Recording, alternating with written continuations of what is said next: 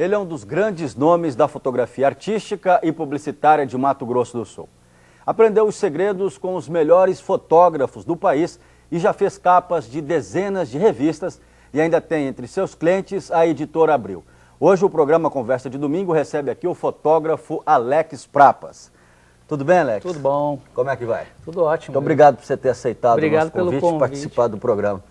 Muito obrigado pelo Alex, convite, parabéns pelo seu programa aí, que está muito bacana. Obrigado. Quantos anos de fotografia?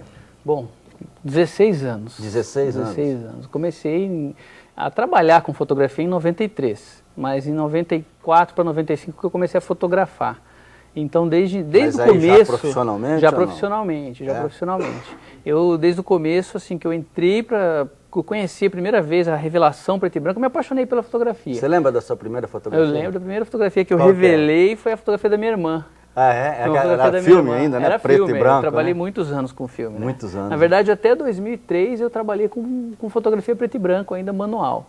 A partir Quando é que daí surgiu foi a diferença. essa grande paixão por fotografia que você falou assim, bom, vai ser o meu ganha-pão? Eu comecei a trabalhar num estúdio em Curitiba, do Manuel Guimarães.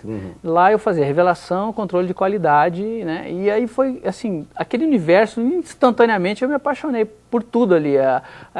O processo, o método, a história, a técnica, o conceito. Aí eu fui aprendendo mais, fui lendo, fui me informando.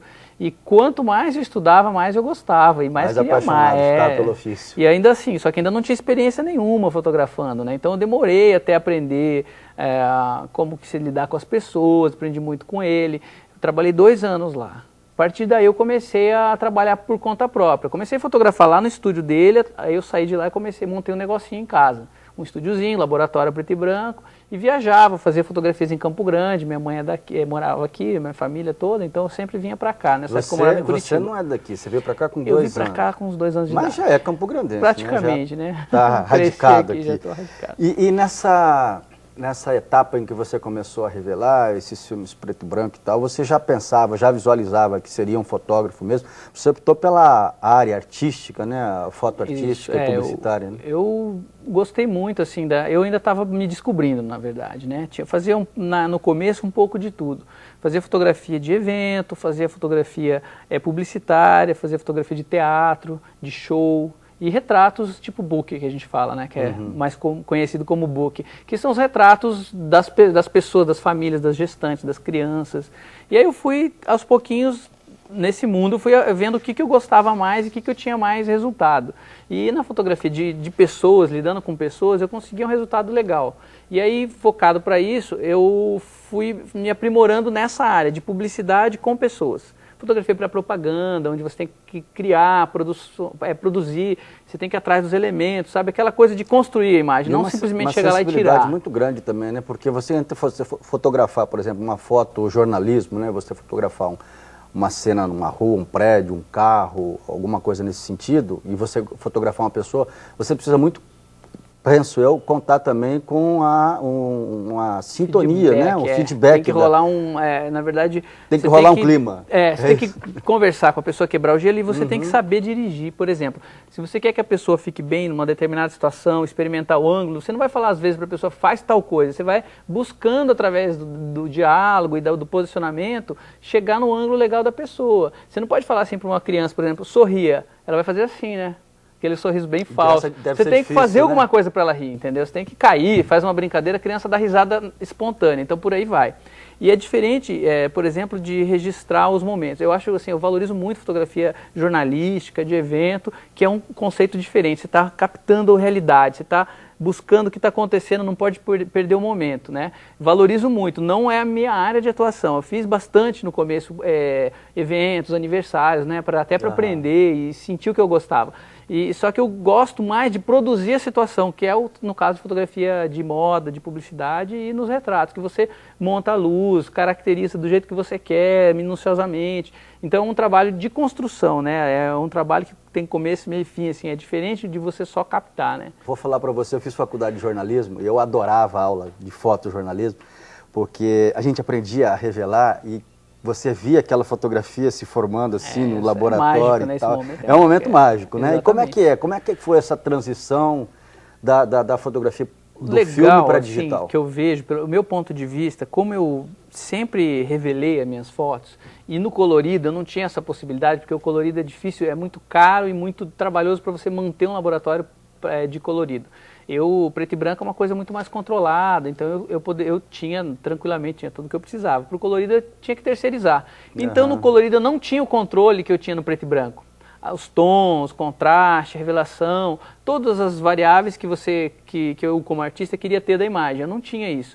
Com a vinda do digital, isso me possibilitou ter esse controle de novo, como se eu estivesse no laboratório. Na verdade, mudou a ferramenta, o conceito é o mesmo. Então, se você já revelou antes, você pegou e sentou no Photoshop, você vai olhar até os ícones, eles são similares a ferramentas que você utilizava na revelação manual, a mãozinha para fazer a sombrinha, para deixar mais claro, entendeu? Então tem essas ferramentas, quer dizer, você tem uma ferramenta muito mais avançada, muito mais ágil, mas você tem de volta um pouco daquela coisa de você poder desenvolver a fotografia por inteiro, fotografar, pós-produzir e mandar revelar só a parte que, por exemplo, hoje quando eu revelo minhas fotos, é sem alteração do laboratório, o laboratório não faz mais correção. Porque a correção eu já fiz antes. Então isso é uma coisa que na época do filme não tinha como. Eu tinha que dar o filme e falar, revela, vamos ver o que sai, né? Eu não tinha como pedir mais claro, mais escuro. Às vezes você podia, não, essa aqui está muito clara, dá uma escurecidinha. E com o Photoshop você tem essa ferramenta. Claro que você tem que saber usar. É como qualquer ferramenta. Uma máquina... muda mesmo, dá para trabalhar assim uma foto que você acha que ela não ficou assim perfeita do jeito que você queria, você consegue recuperar ela no Photoshop? Dá. Hoje você consegue salvar muita coisa, você consegue... É uma ferramenta maravilhosa. Ficar bonita, dá para fazer gente bonita ficar feia, gente nova ficar velha e o contrário que a maioria quer, né? Emagrecer. Mas assim, eu acredito que tem que ter um bom senso para usar. Eu vejo muita coisa assim que sai exagerada assim na mídia, a gente vê umas coisas assim, você fala, né? meu...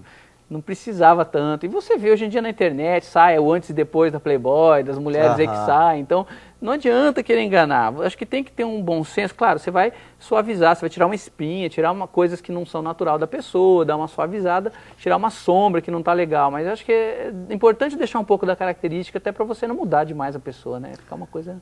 Verdade. Deixa eu te perguntar, você acha que a digitalização, ela... popularizou a fotografia? Hoje todo mundo é um fotógrafo, a gente passa em qualquer lugar que você vai num show, o que você vê de máquina, celular, né? tira foto, celular, tira cafeteira, foto. tudo quase tira foto. Para você assim profissional? Você acha assim que uma máquina na mão de uma criança pode vir a revelar um futuro fotógrafo, um talento? Estimula, eu acho interessante porque o que aconteceu? Teve uma fase que a gente sentiu uma falta muito grande das pessoas se valorizar, das pessoas meio que não estavam com aquela coisa com a fotografia, antes de popularizar a câmera digital. Por quê? Ficou, por exemplo, vamos dizer assim, um público-alvo que eu tinha, adolescente que fazia book de 15 anos. Durante muito tempo, esse público, o sonho da vida dela era fazer um book. Depois mudou, apareceu o celular e tal, o sonho era ter um celular, queria ter um celular, não queria saber de foto, ficou meio assim, a foto é brega e tal, ficou uma coisa assim. E aí depois voltou a aparecer câmeras baratas, começou o celular com câmera, esse povo começou a se fotografar, as mídias sociais, Orkut, Facebook, começaram a pipocar, as pessoas começaram a valorizar de novo a fotografia, querer ver a diferença também de às vezes, pô, tirar uma foto com um profissional é diferente, eu tiro as minhas, fica legal, mas pô, quando eu tiro no estúdio é uma outra coisa. Então né? voltou, eu sinto que voltou assim a uma valorização. Ao mesmo tempo que banalizou profissionais, por exemplo, hoje fotógrafo você... pode virar do dia para noite. Você vai no Paraguai, compra uma câmera, você vira fotógrafo. Agora, tem que ver a diferença entre os profissionais. Exatamente, né? Porque assim, a preparação que eu acho importante não é só a técnica é obrigatória. Você vai se propor a ser fotógrafo, você tem que saber o que você está fazendo. Tecnicamente é a lei. Agora, o que vem a mais, que é o seu conteúdo, a sua experiência, aonde você vai buscar informação, é isso que vai fazer a diferença no resultado das suas imagens, no seu relacionamento com o mercado, no seu posicionamento profissional também, do seu próprio trabalho, né? Vamos falar de mercado de trabalho daqui a pouquinho, depois dos comerciais. Quero saber mais sobre a sua vida, quero saber também quais foram as fotos e os trabalhos que mais te marcaram. Legal. O programa Conversa de Domingo volta daqui a pouquinho. Até já.